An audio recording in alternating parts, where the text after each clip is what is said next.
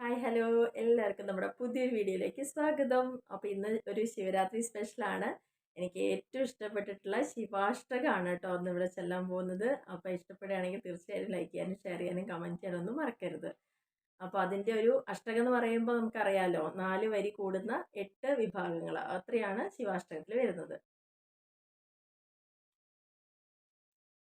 പ്രഭും പ്രാണനാഥം വിഭും വിശ്വനാഥം ജഗന്നാഥനാഥം സദാനന്ദഭാജം ഭവദ്ഭവ്യഭൂതേശ്വരം ഭൂതനാഥം ശിവം ശങ്കരം ശംഭുമീശാനമീഢേ ഗണേരുണ്ഡമാലം തനൗ സർപ്പജാലം മഹാകാലകാലം ഗണേശാധിപാലം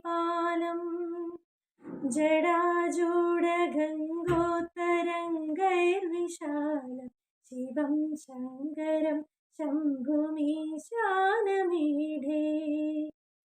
മുദാമാകരം മണ്ഡലം മണ്ഡയന്തം പ്രഭാമണ്ഡലം ഭസ്മഭൂഷാകരം തം അനാദിം ഹ്യപാരം മഹാമോഹമാരം ശിവം ശങ്കരം ശംഭുമീശാനമീഢേ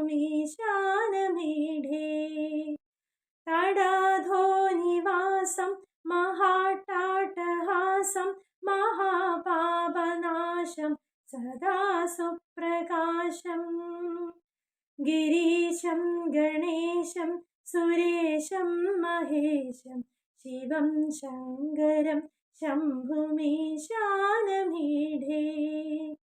ഗിരീന്ദ്രാത്മജാ സംഗൃഹീതാർത്ഥദേഹം ഗിരൗ സംസ്ഥിതം സർവദാ സന്നഗേഹം പരബ്രഹ്മ ബ്രഹ്മാദിഭിർവന്ദ്യമാനം ശിവം ശങ്കരം ശംഭുമീശാനമീഢേ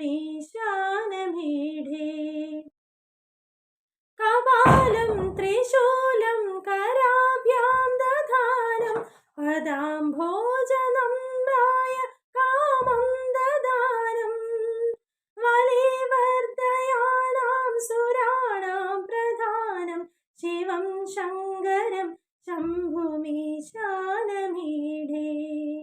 ശരച്ചന്ദ്രഗാത്രം ഗുണാനന്ദപാത്രം ത്രിനേത്രം പവിത്രം ധനേശസ്യ മിത്രം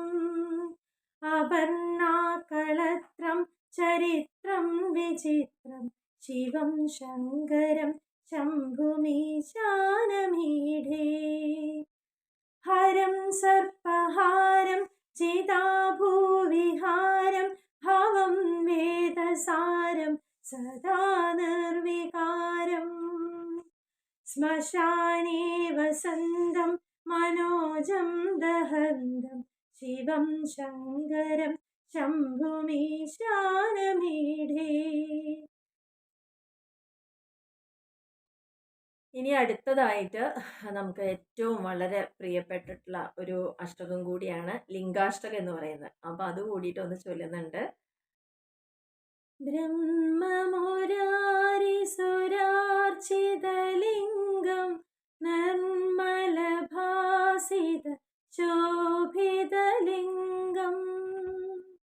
ജന്മജദുഃഖവിനാശകലിംഗം തത്പ്രണമാമി സദാ ശിവലിംഗം ദേവമുനി പ്രവരാർച്ചിതലിംഗം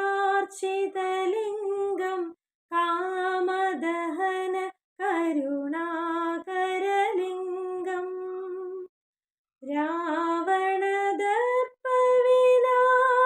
രാവണദർപ്പവിനാശകലിംഗം തത്പ്രണമാമി സദാ ശിവലിംഗം സർവസുഗന്ധസുലേപിതലിംഗം ബുദ്ധിവിവർദ്ധനകാരണലിംഗം സിദ്ധസുരാസുര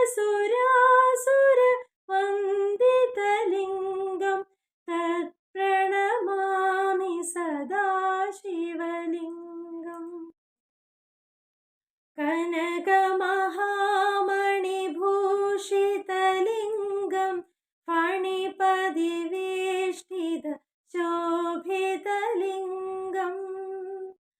दक्षसुयज्ञविनाशनलिङ्गं तत्प्रणमामि सदा शिवलिङ्गम् कुङ्कुमचन्दनलेपितलिङ्गं पङ्कजहारसुशोभितलिङ्गम् सञ्चितपापविनाशनलिङ्गं तत्प्रणतोमि सदा शिवलिङ्गम् देवगणार्चितसेवितलिङ्गं भावैर्भक्तिविरेव च लिङ्गं दिनकरकोटिप्रभाकरलिङ्गं तत्प्रणमामि सदा शिवलिङ्गम् अष्टदलोपरिवेष्टितलिङ्गं सर्वसमुद्भवकारणलिङ्गम् अष्टदरिद्रविनाशनलिङ्गं तत्प्रणमामि सदा शिवलिङ्गम् सुरगुरुसुरवरपूजितलिङ्गं सुरवनपुष्पसदार्चितलिङ्गम् परमपरं परमात्मकलिङ्गं तत्प्रणमामि सदा शिवलिङ्गम् लिङ्गाष्टकमिदं पुण्यं यः पठेत् शिवसन्निधौ शिवलोकमवाप्नोति शिवेन सह മോദതേ. അപ്പോൾ ഇന്നത്തെ ശിവരാത്രി സ്പെഷ്യൽ ഏറ്റവും പ്രിയപ്പെട്ട അല്ലെങ്കിൽ എല്ലാവർക്കും കേൾക്കാൻ ഇഷ്ടപ്പെടുന്ന ശിവാഷ്ടകവും അതേപോലെ തന്നെ ലിംഗാഷ്ടകവുമാണ്. അപ്പോൾ വീഡിയോ ഇഷ്ടപ്പെടുകയാണെങ്കിൽ തീർച്ചയായിട്ടും ഒന്ന് ലൈക്ക് ചെയ്യുക, ഷെയർ ചെയ്യുക, കമൻറ്റ് ചെയ്യുക. സബ്സ്ക്രൈബ് ചെയ്യാതെ കാണുന്നവരുണ്ടെങ്കിൽ തീർച്ചയായിട്ടും ഒന്ന് സബ്സ്ക്രൈബ് ചെയ്യുക കേട്ടോ, സപ്പോർട്ട് ചെയ്യുക. Okay, thank you.